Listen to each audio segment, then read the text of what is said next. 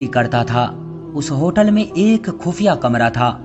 खुफिया इसलिए कह रहा हूँ क्योंकि हम जैसे लोगों का वहां पर जाना मना था। अगर हम गलती से वहां चले भी जाते तो हमें कोई न कोई बंदा वहां से वापस आने का इशारा करता और दूसरी बार वहां जाने से सख्ती से मना कर दिया जाता। इस बात से हमें कोई ऐतराज नहीं था क्योंकि हमारा काम तो होटल में ड्यूटी देना था। मगर फिर भी एक शख्स इंसान के दिमाग में उभरता है। आज भी रोज की तरह मैंने देखा कि वेटर अमित उसी कमरे की तरफ जा रहा है। मेरा दिल किया कि मैं उसका पीछा करूं, उसके साथ जाकर देखूं कि आखिर इस कमरे में ऐसा क्या है कि वहां पर आम वेटर्स का जाना मना है। यही सोचकर मैं अमित के पीछे हो लिया। वो ऑर्डर के मुताबिक उसी कमरे की तरफ रुख किए आगे बढ़ा जा रहा था।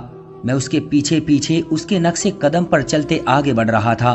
तभी उसने पीछे मुड़कर मुझे देखा और सख्त नजरों से मुझे घूर कर बोला, अपनी जान के दुश्मन क्यों बने हो? इस कमरे में कुछ ही लोगों को जाने की इजाजत है। भगवान के लिए यहाँ से चले जाओ, वरना मुझ पर भी इल्जाम आएगा कि मैं तुम्हें अपने साथ वहां लेकर जा रहा था। उसकी बात सुनकर मैं शर्मिंदा हो गया। वैसे भी मेरा इस कमरे से कोई वास्ता नहीं था। मैं वापस आ गया। काउंटर पर बैठा मैं यही सोच रहा था कि आखिर इस कमरे में ऐसा क्या होता है। तभी बाहर आकर एक खूबसूरत काली सी कार रुकी। मेरी नजरें कार की तरफ ही टिक गई क्योंकि ये कार बहुत ही खूबसूरत थी। कार का दरवाजा खुला और एक लड़की बड़ी शान से चलती हुई होटल के अंदर दाखिल हो गई। मैं लड़की की खूबसूरती देखकर हैरान रह गया था। वो बेइंतहा खूबसूरत लड़की थी और उसके चेहरे पर कोई दाग न था, मानो वो बेदाग चांद थी। मैं उस पर नजरें जमाए बैठा ही था कि एक ग्राहक का ऑर्डर आया। मैं ऑर्डर लेने लगा, तभी वो लड़की उसी कमरे की तरफ जाती दिखाई दी। मेरा दिल बुझ सा गया। पास बैठे दोस्त से मैंने कान में आहिस्ता से कहा, ये लड़की इस कमरे की तरफ जा रही है जहां हमारा जाना मना है। तुम क्या कहते हो कि ये लड़की यहाँ क्यों आई है? मेरी बात पर अमित सोच में पड़ गया। यार, तुम आजकल की लड़की को जानते नहीं हो। पैसे और मतलब की खातिर कुछ भी करने को तैयार हो जाती है। ये लड़की भी उन्हीं लड़कियों में से एक होगी। वैसे भी तुमने इस लड़की को पहली बार देखा होगा, लेकिन मैं हर रोज इस कमरे में एक लड़की को जाते देखता हूँ। पता नहीं कहाँ जाती है, क्या करती है। फिर मैं उस लड़की का इंतजार करने लगा जो उस कमरे में गई थी। उसके वापस आने पर उसका दीदार हो जाना मेरे लिए खुशकिस्मती से कम नहीं था। तभी मैंने उसी दिन ओवर टाइम ड्यूटी भी कर ली। मैं चाहता था कि किसी तरह इस लड़की का हसीन चेहरा देखने को मिल जाए, मगर दिन से शाम और शाम से रात हो गई और वो लड़की दोबारा नजर नहीं आई। वो लड़की मेरे लिए किसी हसीन ख्वाब से कम नहीं थी। तभी तो उसका इंतजार करने लगा, मगर उसको नहीं आना था और वो नहीं आई।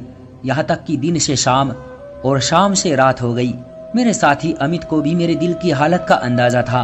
कहने लगा, मैं जानता हूँ कि तुम उसी लड़की का इंतजार कर रहे हो, मगर तुम क्या ये भी जानते हो कि वहाँ जो लड़की एक बार चली जाए उस कमरे से वापस नहीं आती। उसका इंतजार करना बेकार है। अमित की बात सुनकर मैं मायूस हो गया, मगर मेरे दिल में एक उम्मीद थी कि वो मुझे एक दिन जरूर मिलेगी। मैं सोचने लगा कि शायद वो दूसरे दरवाजे से कहीं चली गई होगी और कल दोबारा अपने किसी काम से वापस आ जाए। हमारे इलाके में ज्यादातर लोग घूमने के लिए आते थे, जिनमें ज्यादातर बाहर मुल्क के जोड़े शामिल होते थे। मैं कल का इंतजार करने लगा, शायद वो कोई गैर मुल्क की हसीना हो। यही सोचकर मेरी उम्मीद बढ़ गई थी।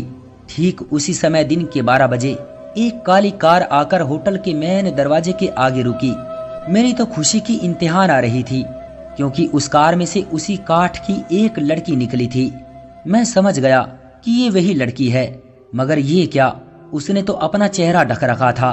वो काले बुरखे में छुपी हुई थी और उसने सर पर भी कुछ कपड़ा पहन रखा था, जिसकी वजह से मैं उसका चेहरा नहीं देख सका। मगर दिल में यही खुशी बहुत थी कि ये लड़की कहीं नहीं गई, बल्कि इसी होटल में दोबारा आई है। मैंने अमित को भी उसकी तरफ देखने को कहा। वो कहने लगा कि तुम्हें गलतफहमी हुई है, ये कोई और लड़की भी हो सकती है। उसने तो अपना चेहरा भी ढक कर रखा है और तुम इस होटल में आने वाली लड़कियों पर अपना दिल मत ले आना। यहाँ तो आवारा और अय्याश लड़कियां आती हैं। तुम तो एक शरीफ घराने के लड़के हो। अमित की बातें मेरा दिल काटती थी, मगर वो सही कहता था। भला एक होटल के कमरे में एक अकेली लड़की का क्या काम? मगर मर्द तो दिल लगी के लिए रंगो नस्ल नहीं देखता, वो बस औरत को एक पुरकशिश वजूद की तरह देखता है।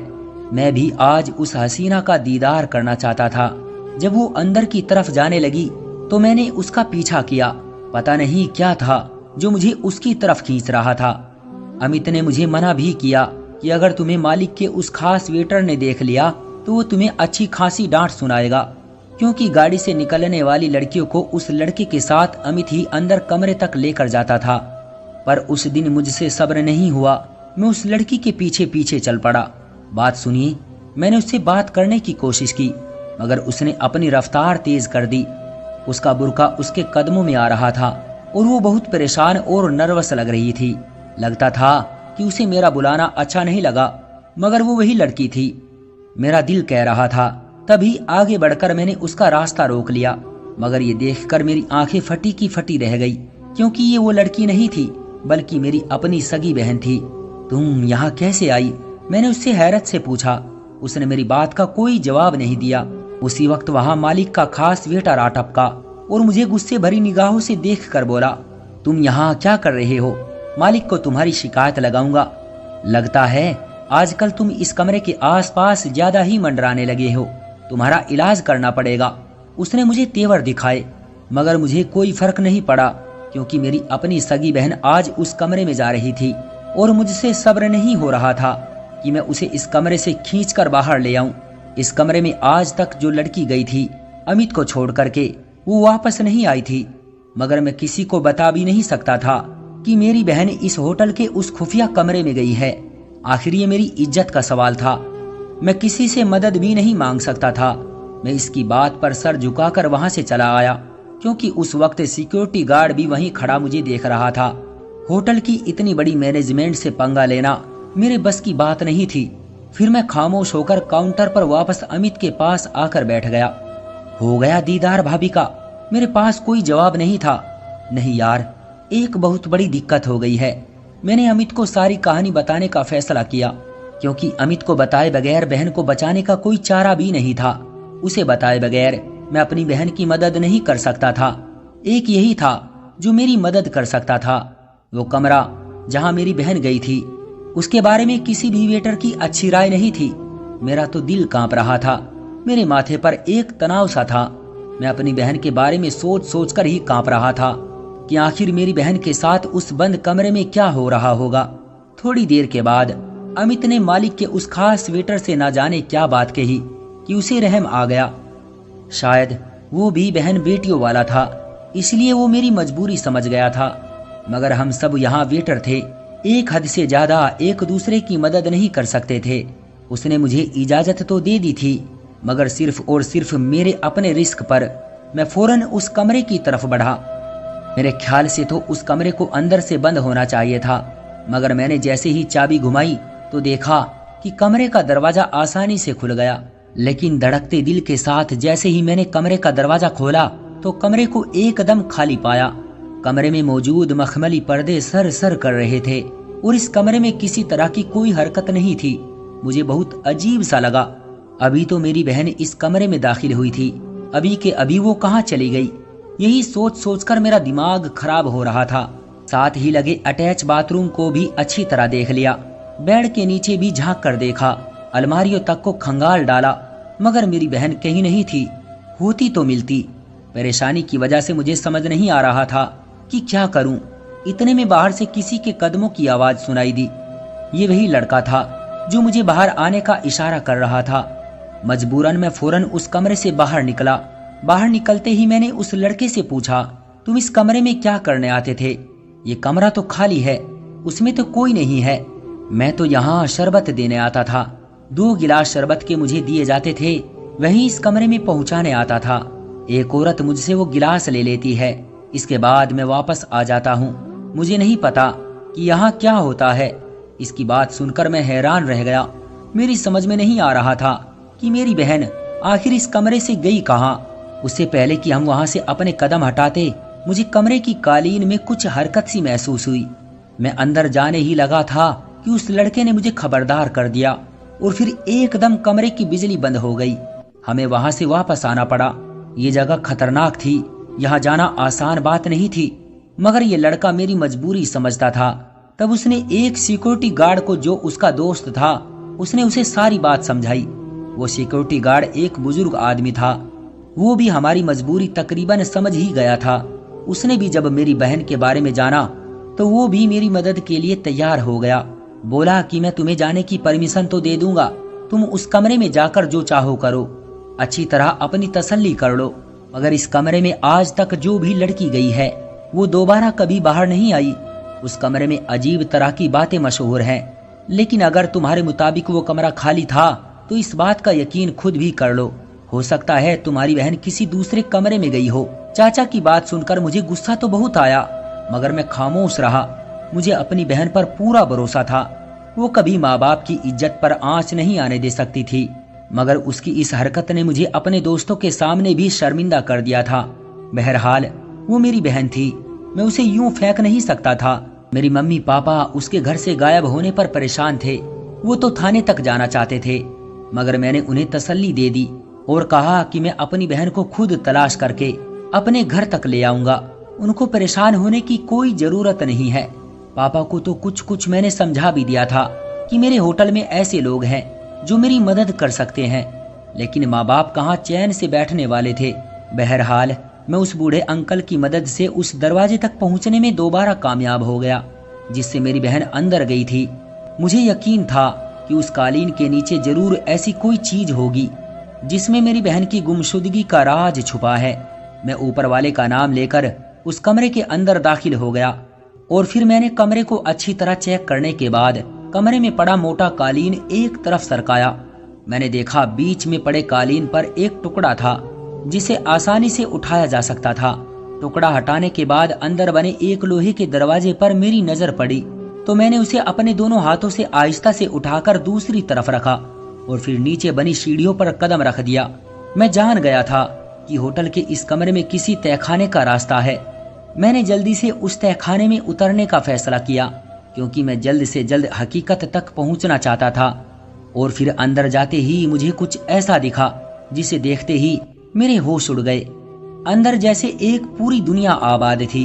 हर तरफ खूबसूरत कमरे बने हुए थे और टाइलों की ऐसी चमक थी, मेरी आंखें हैरान हो रही थी। लगता था कि यहाँ पर मौजूद लोग दूसरी ही दुनिया के रहने वाले हैं। हर तरफ खूबसूरती ही खूबसूरती थी। पूल के पास बैठी लड़कियां बेहद हसीन लग रही थी।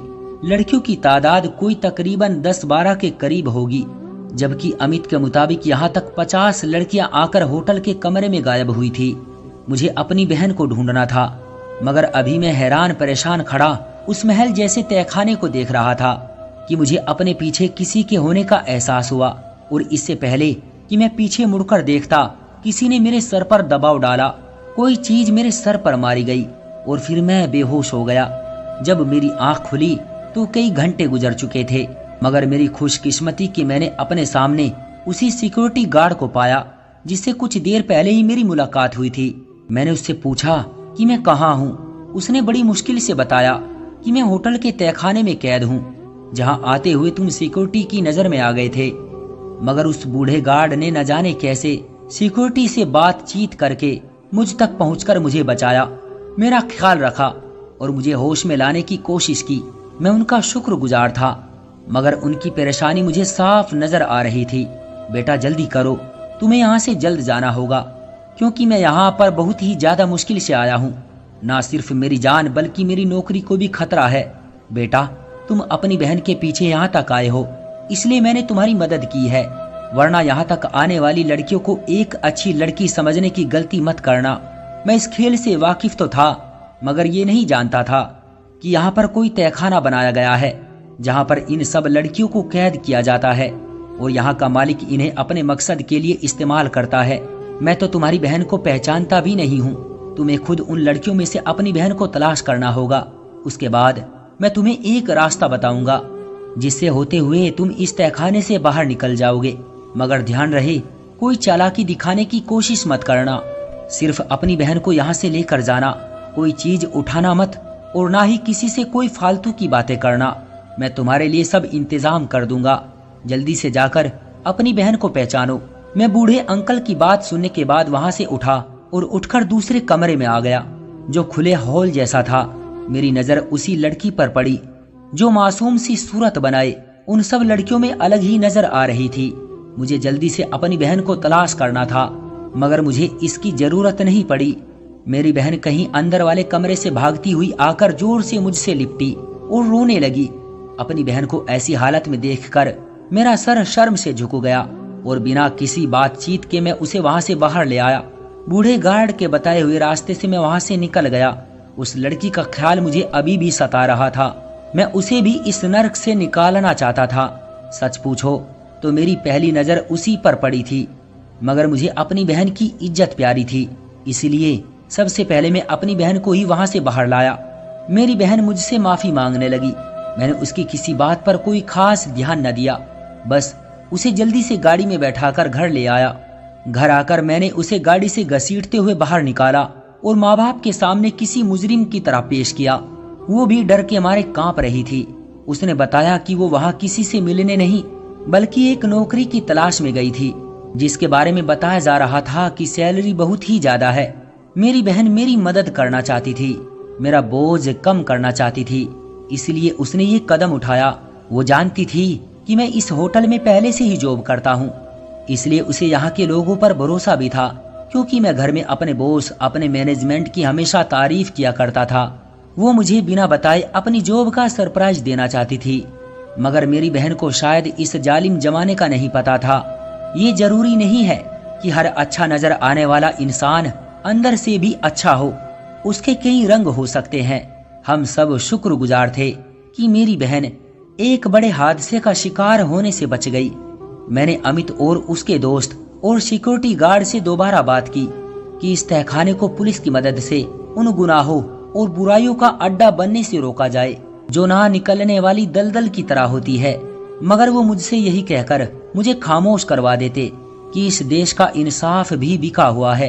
अगर तुम ये कोशिश करोगे तो अपनी भी जान से जाओगे। जो हुआ उसे भूल जाओ। मगर मैं आज तक उस हसीना का चेहरा नहीं भुला सका जिसे मैंने पहले दिन उस होटल के दरवाजे से अंदर आता देखा था। मैं अपनी बहन की इज्जत बचाने में तो कामयाब हो गया, मगर अपनी मोहब्बत हार कर हमेशा के लिए खुद को हारा हुआ महसूस कर रहा हूँ। और आज भी मैं खुद को उस लड़की का मुजरिम